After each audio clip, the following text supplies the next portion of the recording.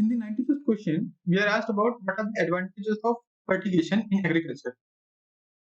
So statements ये कह रहे हैं, it controls the alkalinity of irrigation water is possible. Controlling the alkalinity of irrigation water is possible through fertigation. Statement 1 का ये कहना है. Statement 2 is saying efficient application of rock phosphate and all other phosphatic fertilizers. Statement 3 ये कह रहा है कि increase availability of nutrients to plant is possible, and fourth statement is saying reduction in leaching of chemical nutrient is possible. First of all, we need to know what is fertigation. Fertigation is a terminology which is mix of fertilizers and irrigation. So whenever we practice irrigation and water is mixed with fertilizers, then or plants are irrigated with water which contains fertilizer in them, then we call this technique fertigation. Okay, तो इसके बहुत सारे benefits हैं. सबसे पहला benefit ये है कि कितना केमिकल कंटेंट उसके अंदर होना चाहिए और कितना हम लोग को फर्टिलाइजर प्रोवाइड करना है, वो हम लोगों को फर्स्ट हैंड इंफॉर्मेशन उसकी रहती है. तो we can control the alkalinity of irrigation water, कि कितना अल्कलिनिटी पानी में होना चाहिए. So statement 1 is absolutely correct. Similarly another advantage of fertigation is कि हम लोग सपोज यहाँ से लेके जा रहे हैं थ्रू ड्रिप इरिगेशन और यहाँ पर प्लांट को हम लोगों ने वाटर प्रोवाइड करा है. तो वाटर कंटेन्स फर्टिलाइजर्स, तो अलग से सॉइल में कोई अलग से हम लोगों को फर्टिलाइजर ऊपर से छिड़कने की जरूरत नहीं पड़ी. तो हम लोगों को पता है इसका नुकसान क्या होता है कि सॉइल में जब हम लोग फर्टिलाइजर ऊपर से छिड़कते हैं और कभी बारिश आती है और रन ऑफ यहाँ से होता है सॉइल का, तो वो जो पानी है वो केमिकल फर्टिलाइजर्स को भी साथ में लेके जाता है. ओके, तो वाटर पोल्यूशन को हम लोग वहां से इंक्रीज करना शुरू कर देते हैं. बट यहाँ पे क्या हो रहा है, हम लोग वो पानी केवल दे रहे हैं और केवल प्लांट को ही दे रहे हैं, उस पानी को जिसकी रिक्वायरमेंट प्लांट को है केवल.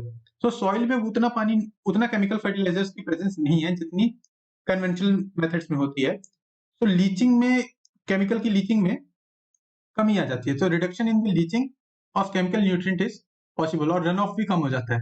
सो फोर्थ स्टेटमेंट इज करेक्ट. इसी वजह से ज्यादा डायरेक्टेड यहाँ पे हम लोग प्रोवाइड कर सकते हैं प्लांट्स को पानी. More directed supply to plants is possible. So efficient application of nutrients, मतलब न्यूट्रिएंट्स को ज्यादा अच्छे से हम लोग पहुंचा सकते हैं प्लांट्स के पास. So statement 3 is again correct. Efficient application of rock phosphate and all other phosphatic fertilizer is possible. See, अगर यहाँ पे rock phosphate की जगह और phosphatic content ना होता तब ये statement 100% correct होता, क्योंकि phosphate and rock phosphatic fertilizers are not that much soluble with water.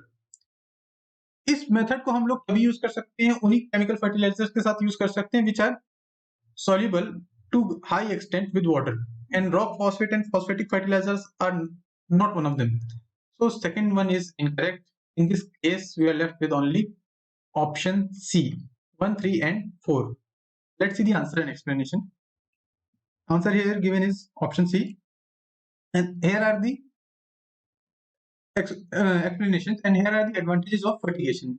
It improves the efficiency of fertilizer use, increases nutrient availability, reduces leaching of nutrients. It has ability to control pH.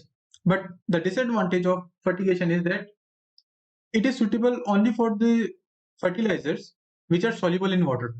Okay, and phosphatic fertilizer is unfortunately not one such fertilizer which is soluble in case of micro irrigation system. Okay, so statement 2 was incorrect, and you can find the reference here, ecourseonline.iasri.res.in. यहाँ पर हम लोग जाके इसके बारे में और information ले सकते हैं. So this was our question. Let's see the next one.